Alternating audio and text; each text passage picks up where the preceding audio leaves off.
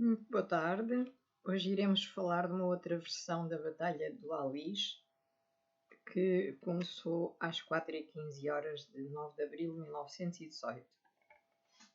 A segunda divisão do Corpo Expedicionário Português, chefiada por Gomes da Costa, é atacada de surpresa pelos alemães numa operação delineada por Erich Ludendorff, o comandante dos alemães.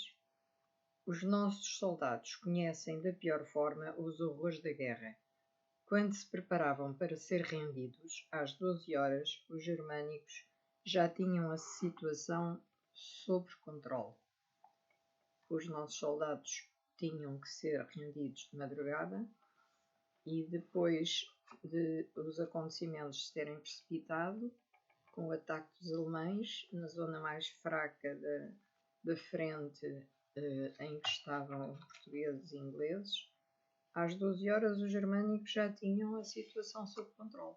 Foi uma operação terrível, bombardeio e, portanto, um barulho horrível e um massacre, especialmente para os portugueses que estavam mais cansados e que não foram rendidos como tinha sido proposto pelos ingleses à hora que tinham determinado.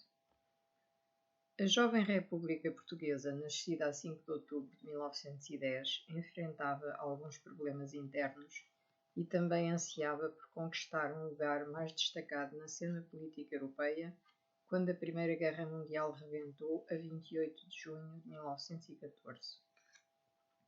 Durante os 2 anos que decorreu o conflito sem que Portugal estivesse diretamente envolvido, pode dizer-se que a opinião pública e os políticos se encontravam divididos relativamente à possível entrada de Lisboa na guerra. Os que apoiavam a participação no conflito basicamente sustentavam a sua posição em 3 grandes necessidades. A defesa das colónias parecia um fator imprescindível, já que os britânicos e os alemães desde o século XIX procuravam estender-se relativamente e entender-se quanto à partilha das colónias portuguesas, firmaram um acordo em 1898, segundo o qual os germânicos ficariam com as áreas do norte do Zambeze e do sul de Angola, bem como Timor-Leste, e os ingleses tomariam a Baía de Lagoa e parte do norte de Angola. Em segundo lugar, Portugal esperava encontrar um espaço no contexto europeu que o incluísse entre os países mais destacados. Por último, mas intimamente ligado à razão anterior, encontrava-se o facto de a jovem República Lusa querer afirmar-se especialmente perante a velha aliada Inglaterra, que preferia ver em Lisboa um regime monárquico. Quem defendia o afastamento de Portugal dos campos da batalha da Grande Guerra e, apesar de os alemães estarem a atacar desde 1914 as costas de Angola e de Moçambique, olhava para este conflito como uma guerra em que os portugueses não se sentiam especialmente envolvidos por questões afetivas ou de proximidade. A ideia de ir combater para um local distante na Europa não era bem entendida. De qualquer modo, foi ainda em 1914, a 24 de agosto, que surgiu o primeiro incidente entre Portugal e a Alemanha, quando esta atacou uma pequena guarnição lusa no norte de Moçambique, em Maziua. Aqui estava uma oportunidade para Portugal entrar na guerra, mas Londres, que se opunha à participação de Portugal na guerra, não pensava da mesma forma. Seguiu-se o ataque a Angola. Os alemães, mal chegaram, foram instigando o sentimento de revolta contra os colonizadores lusos. Este fator levou a que fosse necessário um maior empenho militar nas possessões nacionais. Os contingentes portugueses, quando partiram para a África, imbuídos de sentido lutador e patriótico, não estavam, contudo, preparados para resistir às doenças próprias daquelas regiões. Apesar de todos estes acidentes de percurso, a velha aliada manteve a sua posição contra a entrada de Portugal na guerra. Sabia que o peso militar das tropas lusas era muito reduzido e não dava mostras de ter a força suficiente para se afirmar, no palco de guerra na Europa continental. A posição de Londres já havia sido manifestada a Portugal mesmo antes de a própria ter entrado na guerra, quando manteve Portugal numa posição que não era de neutralidade total e que fazia depender a entrada no conflito dos intentos ingleses. Posição diferente tinha a França, em cujo território já se desenrolava a luta armada. Ainda em 1914, convidou o governo português a juntar-se à guerra, mas sem ter sucesso. O volte-face deu-se quando a Inglaterra sentiu a necessidade de solicitar a Portugal que aprisionasse os navios germânicos que se encontravam nos inícios de 1916, ancorados nos portos portugueses, tanto no continente como nas colónias. Portugal assim faz. Como retaliação, a Alemanha declara guerra a Portugal a 9 de março de 1916. Estava colocado o ponto final na neutralidade portuguesa. A partir deste dia começaram de facto as disputas internas entre as forças políticas, sociais e mesmo económicas que não tinham todas a mesma linha de pensamento. Em 1916, no polígono militar de Tancos, começaram a concentrar-se as tropas que foram mobilizadas para a França e para as colónias durante a Primeira Guerra Mundial. O general Norton de Matos, ministro das Colónias e da Guerra, exortou os comandantes e os graduados a combater. O comando das tropas do Corpo Expedicionário Português, CEP, esteve sob ordem do general Fernando Tamagnini de Abreu e Silva, homem disciplinado e com capacidade de organização. Em Tancos, a quando da criação do CEP, formou-se um espaço onde foram construídas tendas de pau e lona, pelo que ficou conhecido entre as tropas como Cidade de Paulona. Foram necessários longos meses de trabalho para a preparação dos que haveriam de partir para a guerra. As dificuldades eram inegáveis, com homens pouco convencidos daquilo a que estavam destinados. Por isto mesmo, este foi considerado o milagre de Tancos, que dotou as tropas de organização e de equipamento para estarem aptas a lutar na Flandres. Segundo o planeado, deveriam seguir por volta de 55.000 homens para a zona europeia, destinados a defender uma área de 12 km, e cerca de 45.000 para as colónias. A par da estruturação militar, Lisboa teve de preparar-se a nível político. Foi então criado o Governo da União Sagrada, constituído a 10 de março de 1916, um dia depois da declaração de guerra a Portugal. A União Sagrada fez-se constituir pelos democratas de Afonso Costa e os evolucionistas de António José de Almeida. Ficaram de fora os unionistas de Brito Camacho.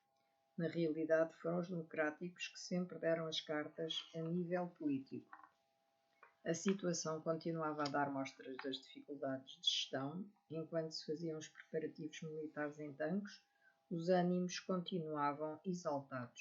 Em dezembro de 1916, ocorreu a revolta militar chefiada por Machado de Santos, que contou com a ajuda das tropas que se encontravam em Tomar. Chegou a ser declarado estado de sítio e fizeram-se algumas detenções, mesmo entre os oficiais. Sem possibilidade de haver qualquer tipo de retrocesso nesta empreitada e contrariando as dificuldades, o primeiro contingente do CEP partiu em janeiro de 1917 rumo à Flandres francesa. As tropas foram enviadas a bordo de 3 vapores britânicos destinados a integrar o 11º Corpo do Exército Britânico.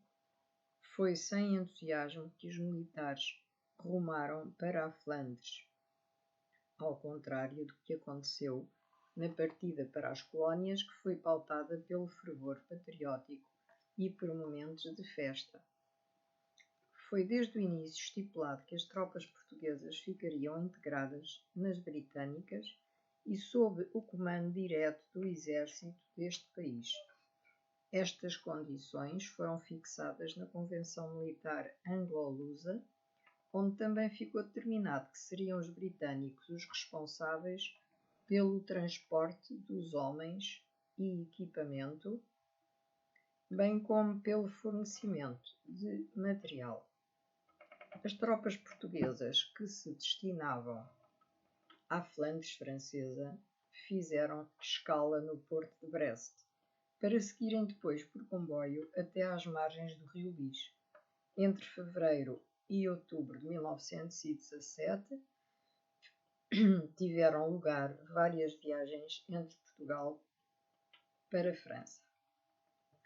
Um dos navios utilizados foi o Pedro Nunes, que ganhou a alcunha de navio fantasma pelo simples facto de conseguir navegar rumo ao país onde se desenrolava o conflito sem ser detectado pelos submarinos alemães. Na expedição eram distribuídas as rações alimentares que cada homem podia consumir. Daquilo que se poderá chamar de emenda constavam queijo, café, latas de conserva, de carne e bolachas de água e sal. Um tipo de alimentação bem diferente daquela a que os portugueses estavam acostumados. O pão poderia ter sido uma melhor opção, já que era por tradição um alimento muito mais bem tolerado e aceite do que as bolachas, especialmente para homens que estavam mais habituados àquele alimento básico do que às bolachas, que não eram presença habitual na maioria dos lares no Portugal rural do início do século XX. Em Portugal, o ano de 1917 ficou marcado ainda pelo agravamento das greves gerais e por uma série de tumultos. O descontentamento generalizado era um facto indiscutível que marcava o cotidiano de todos. Contudo, a fé nacional foi marcada pelas chamadas aparições de Fátima, a primeira das quais ocorreu a 13 de maio na Cova da Iria. Neste, como noutros países católicos, a fé viu-se assim reforçada e serviu de alento para os crentes e também para aqueles que não sabiam muito bem no que deviam acreditar.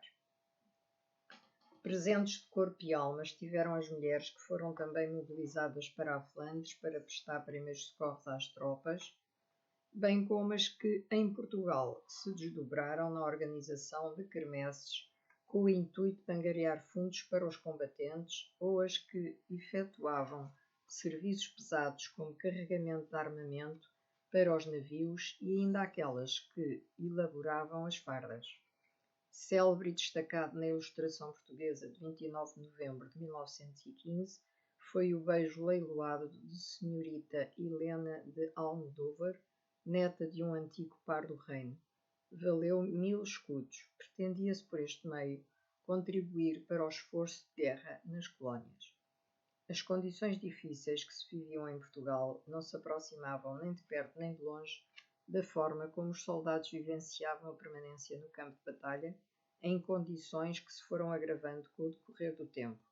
A precariedade psicológica piorava também devido às condições climatéricas que em nada se aproximavam daquilo a que os portugueses estavam habituados em terras lusas.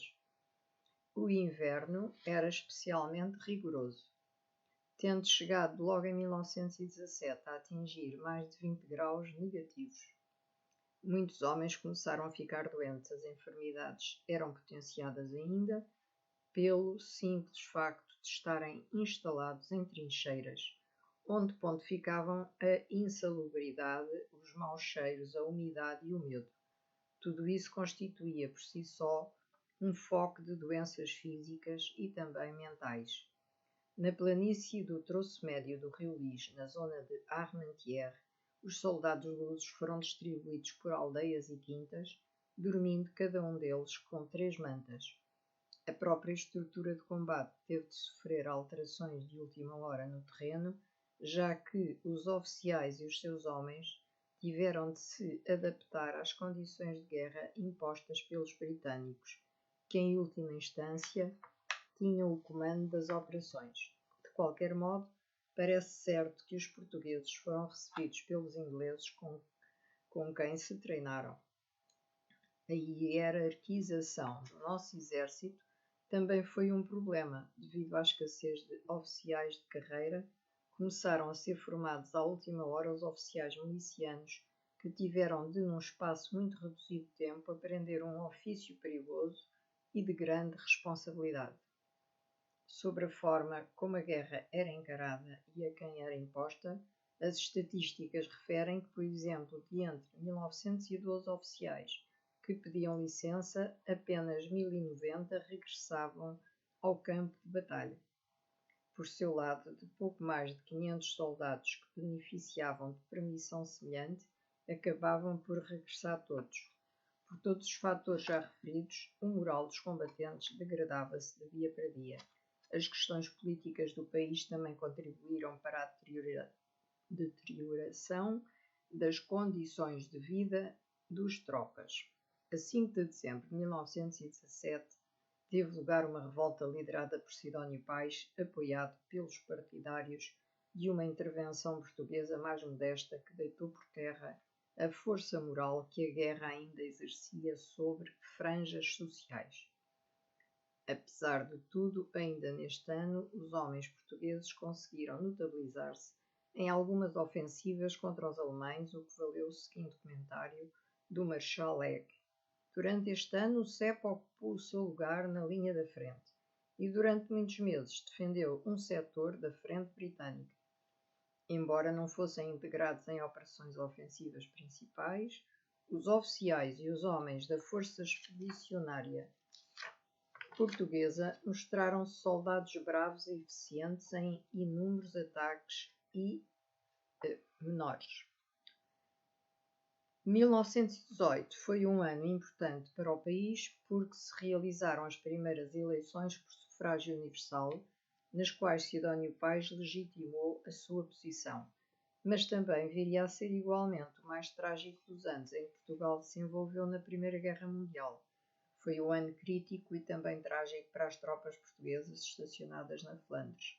Os casos de indisciplina aumentaram, principalmente em meados do ano, e o aparecimento de um surto de tifo em Portugal traduziu-se em mais um pretexto para que não fossem enviados reforços para a frente de batalha. As queixas avolumavam-se entre os homens que se encontravam em Lalis, que se sentiam cada vez mais sós e desapoiados. A falta de exemplo por parte dos superiores, com muitos deles a saírem da frente de combate para regressarem a Portugal e não mais voltarem, fazia com que a moral das tropas caísse. Um médico referiu-se aos combatentes lusos, dizendo: as tropas estão cansadas e doentes, um grande número de soldados hospitalizados sofrem da asténia, estado de fadiga e de esgotamento, o número vai aumentar, é necessário um repouso absoluto e prolongado. No terreno, as linhas de defesa encontravam-se danificadas em diversos pontos e tinha tornado um facto praticamente diário o abatimento das trincheiras. As granadas, as bombas e as condições climatéricas, chuvas torrenciais, eram os fatores que provocavam a labuta diária de tentar conservar e reparar os buracos na terra onde estavam instalados. Desde o início de 1918 que os confrontos entre portugueses e alemães vinham a ser mais constantes e intensos. Estavam dados os primeiros sinais de que a catástrofe poderia acontecer a qualquer momento. Os germânicos já se tinham apercebido de que entre eles e os portugueses só se encontrava uma escassa terra de ninguém, como era chamado o terreno de cerca de 100 a 400 metros que separava as duas frentes. As escaramuças diárias, apesar de ainda se não ter registado uma ofensiva em larga escala, provocavam uma atividade que se tornava um fardo tremendo para homens que não eram rendidos como se esperava e aconselhava. Muitas vezes as tropas passaram mais de meio ano no setor, ao contrário do que se passava com os aliados ingleses que se encontravam nas proximidades, que chegaram a ser rendidos 3 vezes entre julho de 1917 e março de 1918. A resposta aos ataques germânicos foi na mesma moeda, tendo os soldados lusos reforçado os raids às trincheiras inimigas. Refira-se que, a 9 de março, os portugueses conseguiram apreender material, aprisionar alemães e destruir abrigos. Tratou-se de pequenas vitórias que serviram para amenizar o desânimo e manter a alma viva e preparada para o grande combate que se avizinhava. Essa vitória de março foi das últimas, numa fase em que tudo se precipitava. A 21 de março, com o descontar da primavera, os alemães deram início às suas grandes ofensivas. Em abril de 1918, os alemães lançaram a Operação Georgette, comandada por Ludendorff, que se destinava a atacar a frente britânica, onde estava incluída a linha portuguesa. No lado português, a situação estava a chegar a um ponto crítico. O comando britânico apercebera-se da situação e já tinha determinado que as tropas portuguesas deveriam ser rendidas logo na primeira semana de abril. Estava delineada a estratégia, mas a ofensiva alemã em Arras fez com que os planos sofressem alterações, até porque as tropas britânicas de Laliz foram deslocadas para o Somme. Já depois de ter começado a suportar a campanha alemã da primavera, o setor português também se sentiu na necessidade de, e apesar de todas as contrariedades, ter forças para tentar ou para lançar algumas ofensivas. Entretanto, à 2ª Divisão Portuguesa foi dada uma ordem clara pelo general Ecking, comandante do 11º Corpo do Exército. A divisão deveria assegurar, em caso de ataque alemão, a defesa da linha das aldeias e da linha B da frente, até ao último homem. A ordem era simples e clara: a divisão deve morrer na linha B. O general Gomes da Costa, que tinha estado à frente da 1ª Divisão, assumiu o comando da 2ª, perfeitamente convencido de que não dispunha de número de homens suficientes para suportar uma grande ofensiva. Os problemas sucediam-se e complicavam a situação geral. Os soldados estavam de tal forma descontentes que não tinham problemas em demonstrar esse mesmo desagrado. Começaram a surgir motins, nos quais os portugueses se recusaram a cumprir as ordens de rendição de tropas na linha da frente. A tensão provocada pela espera de um ataque inimigo aumentava. No dia 8 de abril existia um misto de certezas e incertezas.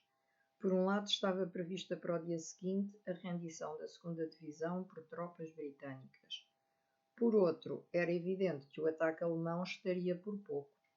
A calma que reinava era aparente, de tal forma que o general Ecking comentou que receava que os alemães atacassem quando os portugueses estivessem a sair da frente de batalha. Ao comando português começaram a chegar ordens e contra-ordens britânicas.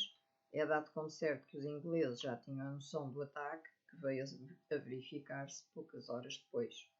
O dia 8 chegou ao fim, surgiu o nevoeiro e na madrugada do dia 9 de abril, quando as tropas portuguesas se preparavam para retirar, faltavam 24 horas, eis que se abateu o violentíssimo ataque que se temia. Tinha começado a Batalha de Laliz. Eram 4 horas e 15 minutos. Pouco antes de ter início a ofensiva alemã, os germânicos alteraram o dispositivo, dando menos indícios do ataque, mas dotando-se de uma maior união de forças. Durante 2 horas concentraram os disparos sobre as posições de artilharia, sobre os postos de comando e sobre as linhas da frente. Dos ataques de artilharia, que foram sendo mais intensos e menos espaçados, as tropas passaram a estar sob bombardeamento permanente.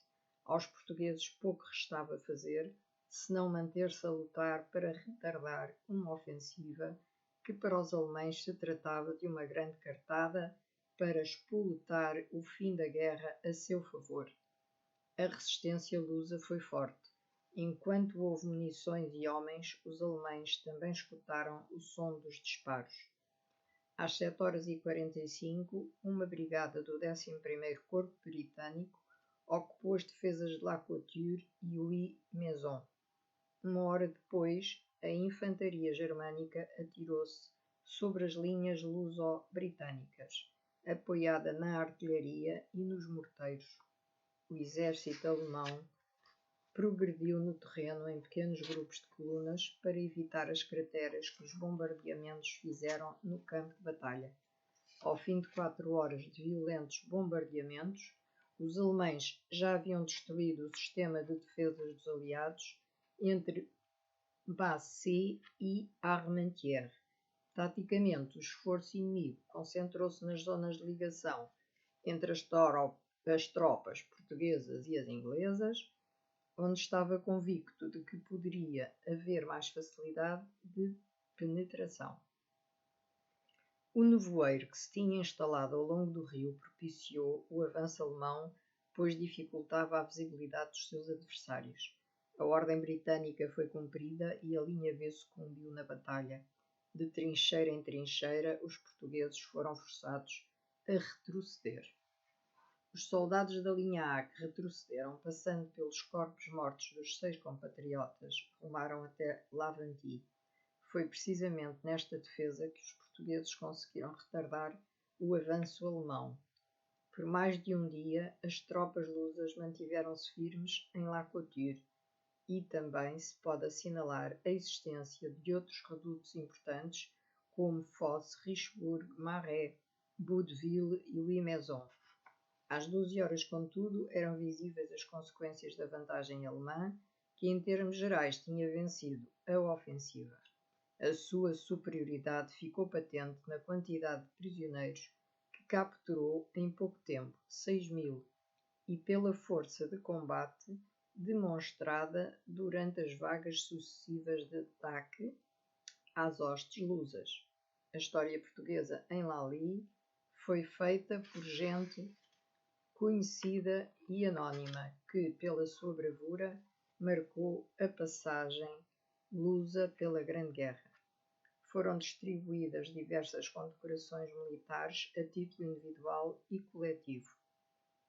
Merecem destaque militares como o Major Xavier da Costa, que foi ferido por 3 vezes e julgado morto, e posteriormente aprisionado pelos alemães. Outro nome incontornável é o do famoso Soldado Milhões, bravo e corajoso combatente que não desarmou perante os inimigos que sobre as tropas lusas avançavam e ripostou com a sua menina, a metralhadora. De Lally retiraram-se várias conclusões.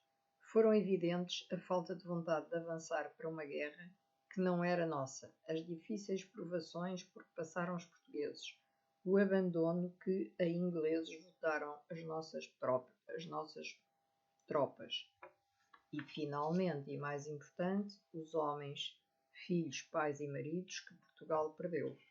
Restou a consolação de, no final da guerra, Portugal se encontrar do lado dos vencedores. Os números indicam que, no total, Portugal perdeu mais de 8.000 militares, sem contar com os mais de 12.000 prisioneiros e cerca de 15.000 feridos. Depois da Batalha de Lally e das suas consequências nefastas para Portugal, o CEP perdeu grande parte dos efetivos que o compunham e o comando luso colocou-se perante a possibilidade de ver o resto dos seus homens espalhados por unidades inglesas para a realização de tarefas menores. Os esforços do general Garcia Rosado foram determinantes para levantar a moral das tropas e criar esforços que permitiram que Portugal estivesse ao lado dos aliados até ao fim do conflito. Ficou assim salva a honra de Portugal e aberta a porta para a consolidação de posições na cena política europeia.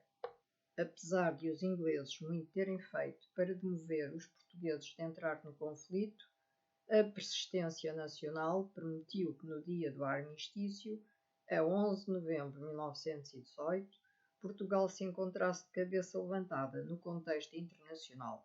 Possibilitou também que Portugal integrasse a 14 de julho de 1919 em Paris o desfile de comemoração da vitória. E, portanto, Portugal teve o seu lugar de destaque nesta guerra, e que foi a primeira, e também nesta batalha, porque se portou à altura e os seus homens deram a sua vida até ao final, enquanto puderam, foram resistindo e o nosso nome ficou escrito a letras de ouro e, portanto, é este significado que devemos dar a esta batalha. Por hoje é tudo, muito boa tarde e boa saúde para todos. Até uma próxima live.